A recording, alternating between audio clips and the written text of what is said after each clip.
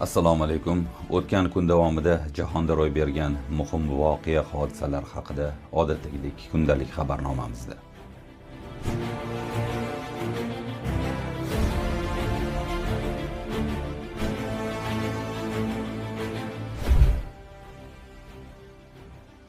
O'tgan kun jahon siyosatining diqqat markazida turgan hodisa NATO yetakchilarining yillik sammiti bo'ldi.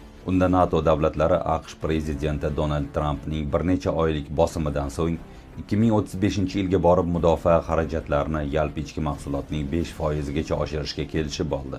AQSh prezidenti Haagadagi sammitdagi bu qarorni Yevropa va g'arbiy sivilizatsiya uchun katta yutuq deb atadi. Qo'shma bayonotda a'zolar chuqur xavfsizlik tahdidlariga qarshi birlashganliklarini ta'kidlagan, xususan Rossiyaning uzoq muddatli tahdidi va terrorchilik alohida ko'rsatib o'tildi. Bu yilgi bayonotda o'tgan yildagidan farqli ravishda Rossiyaning Ukrainaga bostirib kirishi qoralab o'tilmagan. NATOning 2026-yilgi sammiti Turkiyada bo'lishi ma'lum qilindi. Shuningdek, NATO yetakchilari bir a'zoga hujum, barchaga hujum tamoyiliga bo'lgan mustahkam sadoqatini tasdiqladi. Avvalroq Donald Tramp ayni shu tamoyil aks etgan NATO shartnomasining 5-moddasi haqida uni turlicha talqin qilish mumkin deya gapirib, a'zolarda shubha uyg'otgandi. Biroq u sammitdan so'ng men 5-moddani qo'llab-quvvatlayman. Shu sababli bu yerda turibman dedi.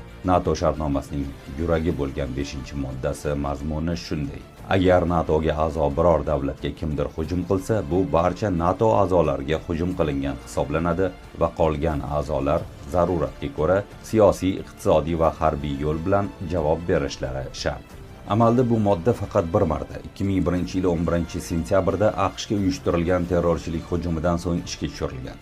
Shundan so'ng NATO ilk bor kollektiv mudofaa choralarini qo'llagan edi. Haagadagi sammitni bir necha yetakchilar tarixiy deb atayotganning asosiy sababi baribir mudofaa xarajatlarini oshirish masalasi bo'lib turibdi. Ayniqsa ijtimoiy xarajatlar katta bo'lgan Yevropa davlatlari uchun yalpi ichki mahsulotning 5% juda katta mablag' hisoblanadi. Tramp esa yevropaliklar ham mudofaa uchun ko'proq pul sarflashni adolatli bo'ladi deb hisoblayapti.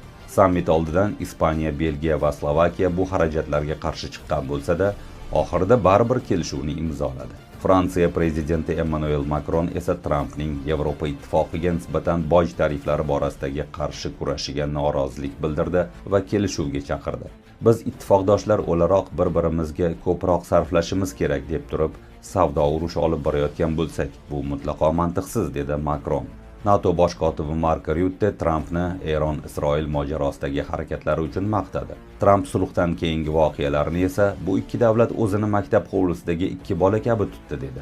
Rutte esa va ba'zida ota qat'iy so'z ishlatish